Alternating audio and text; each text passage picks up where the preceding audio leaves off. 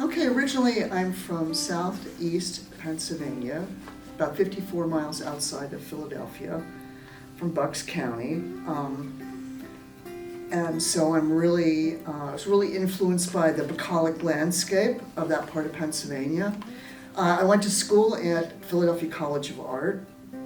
I took classes, liberal arts classes at Penn, and then I went to the School of the Art Institute of Chicago for my graduate degree.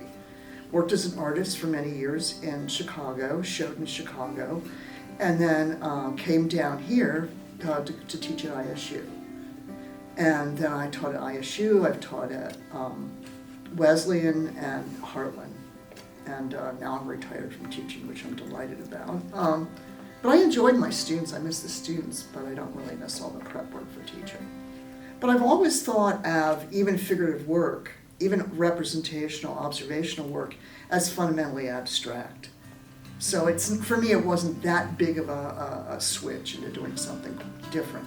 And now the work is, I use the word abstract, but it's still based in representation, except I'm dealing with place, and place in my mind is really this idea of, where the concept of memory comes into, and it takes place with time. So memory and time become place. And, I'm interested in cross currents in art. So for example, and this might be helpful for the viewer in terms of interpreting the work, a thread in fiber reminds me of a plowed field.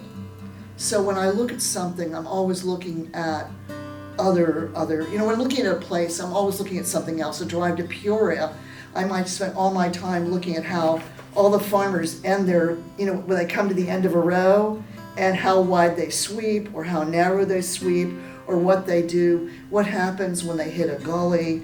And I'm interested in those kind of marks, but I'll interpret them totally differently. I don't want to interpret them so literally.